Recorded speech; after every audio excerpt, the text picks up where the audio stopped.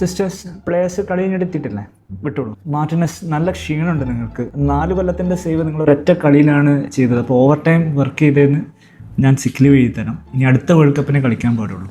പിന്നെ നിങ്ങളുടെ gloves ICUയിൽ admit ആയിട്ടുണ്ട്, നല്ല ക്ഷതയിട്ടിട്ടുണ്ട്, കുറച്ച് ക്രിട്ടിക്കലാണ്. ഹലോ മിസ്റ്റർ സ്കലോണി, സാറില്ല പോട്ടെ, വിഷമമുണ്ടെന്ന് അറിയാം. നിങ്ങളെ കരഞ്ഞിട്ട് ഇന്നലെ ഇൻ്റർവ്യൂ എടുക്കാൻ വന്ന അവിടുത്തെ പയ്യന്മാർ ഇപ്പോഴും കരച്ചിൽ നിർത്തിയിട്ടില്ല എന്നാണ് പറഞ്ഞു. മറവിൻ്റെ ഒരു ഗുളിക എന്തായാലും ഞാൻ എഴുതുന്നുണ്ട്.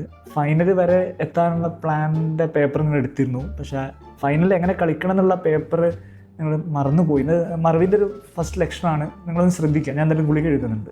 മിസ്റ്റർ ഫെർണാണ്ടസ്, നിങ്ങൾ ഫുട്ബോൾ കളിക്കാനാണോ വന്നത് അതോ റെസ്ലിംഗ് കോമ്പറ്റീഷനാണോ വന്നത്?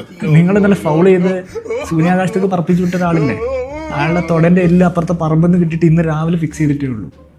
സ്പെയിൻ്റെ കൂടി അല്ലേ? 2 മണിക്കൂർ വെറുതെ ഇരുന്നതിൻ്റെ ഒരു ചെറിയ ഡിപ്രഷൻ ഉണ്ടെന്ന് മനസ്സിലായി. നിങ്ങൾക്ക് ബോറടിക്കുമ്പോൾ അപ്പുറത്ത് പോസ്റ്റിൽ പോയിട്ട് എടുക്കുന്ന ഗോൾ ഇന്നാണ്. അവിടെ മാർട്ടിനസ് വല്ലാതെ ബുദ്ധിമുട്ട് നിങ്ങൾ കണ്ടതല്ലേ. ഗോൾ പോസ്റ്റ് വെറുതെ ഇരിക്കുന്ന സമയത്ത് എന്തോ ചായക്കട എന്തോ സ്റ്റാർട്ട് ചെയ്തു എന്ന് കേട്ടു. ബിസിനസ്സൊക്കെ നന്നായി പോകുന്നല്ലേ.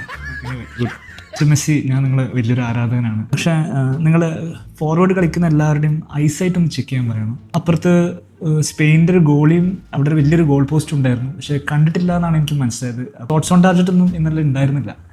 ഒന്ന് ഐസൈറ്റ് ഒന്ന് ചെക്ക് ചെയ്യാൻ പറയണം. ഓക്കെ. ഒരു കട്ട് അർജൻറ്റീന ഫാനായ ഒരു ഡോക്ടറിൻ്റെ വിഷമം സാല നമ്മൾ സെക്കൻഡ് അടിച്ചല്ലോ. നോക്കാം.